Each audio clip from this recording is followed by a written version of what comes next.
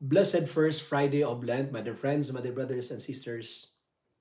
In our first reading for today from the book of Genesis chapter 2 verses 7 to 9 to chapter 3 verses 1 to 7, we encounter the profound mystery of human origin and moral freedom.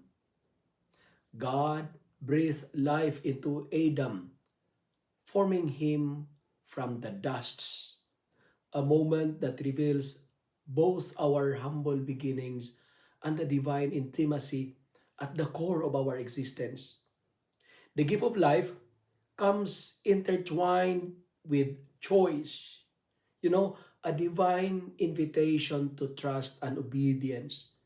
Yet, the narrative of the fall reminds us of the fragility of the trusts. That serpent's cunning exposes the vulnerability of human desire, the temptation to define good and evil on our own terms. Humanity's first sin is not just disobedience, but a turning away from God as the source of life, a choice to seek autonomy rather than communion with the Creator. Paul, in his letter to the Romans chapter 5 verses 12 to 19, in our second reading for today, frames this story within the larger economy of salvation. Sin enters the world through one man, yet grace overflows through another, and that is Jesus Christ. Where Adam's choice brought death, Christ's obedience offers life.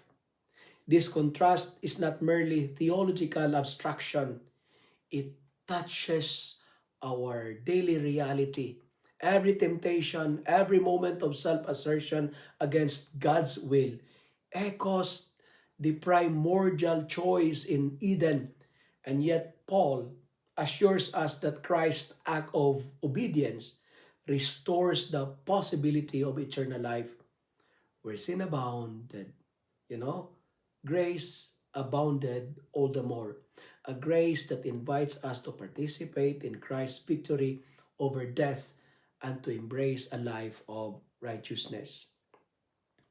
In today's Gospel from the account of the Gospel of Matthew chapter 4 verses 1 to 11, we witness the fulfillment of this restorative promise.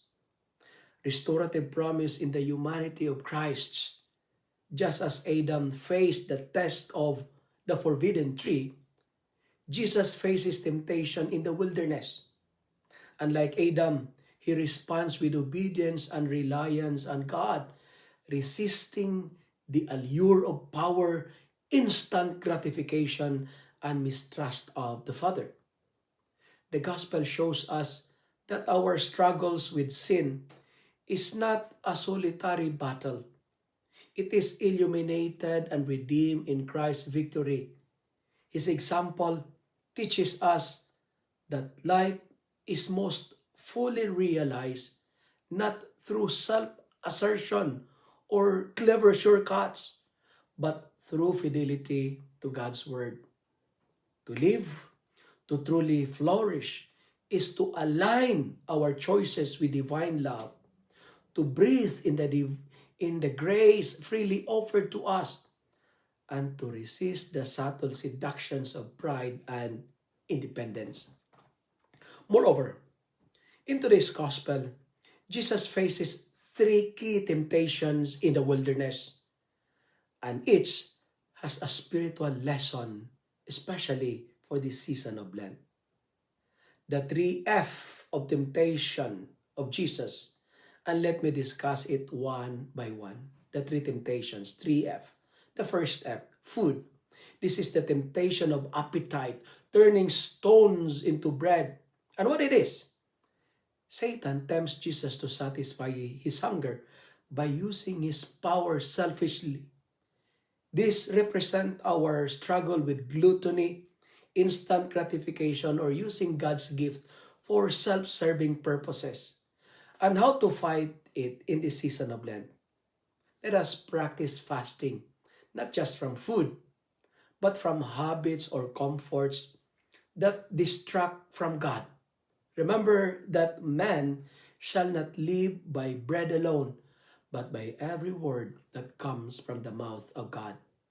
My dear friends, turn your daily needs and desires into acts of trust in God rather than instant satisfaction.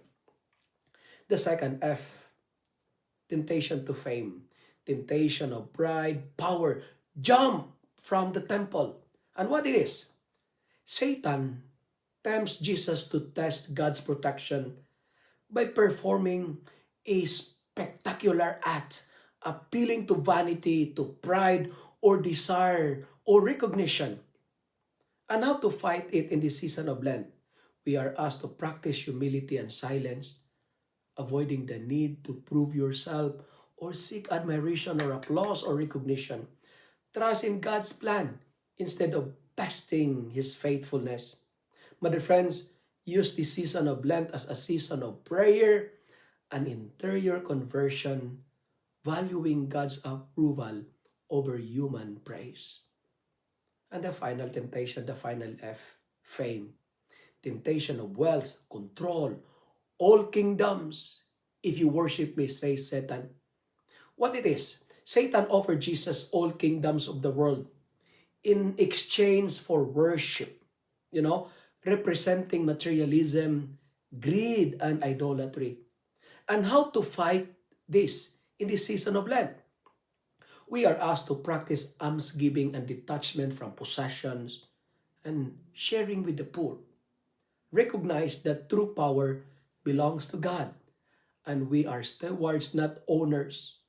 Use the season of Lent to reorder priorities, seeking the kingdom of God first. And to conclude, Jesus shows that temptation is defeated not by might, but by faithfulness to God's word, trust in His providence, and surrender to His will. Lent invites us to follow His example. Fasting, prayer, and almsgiving are not just disciplines. They are spiritual tools to resist temptation, purify our hearts, and deepen our communion with God. But friends, to fight with the temptation of appetite, we are asked by the church to fast, to conquer our desire for fame. We are invited by the church to pray and to trust the Lord, and to destroy the temptation of fortune and power and materialism.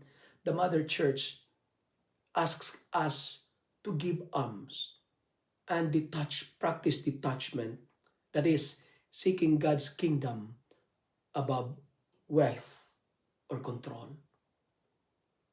If you are tempted, don't be discouraged, because every temptations are opportunities to do good. Every temptations are occasions for us to enter the kingdom of heaven. If you love and like this reflection, kindly share it with your friends, share it with your family, make the word of God viral so that many will be blessed. Amen.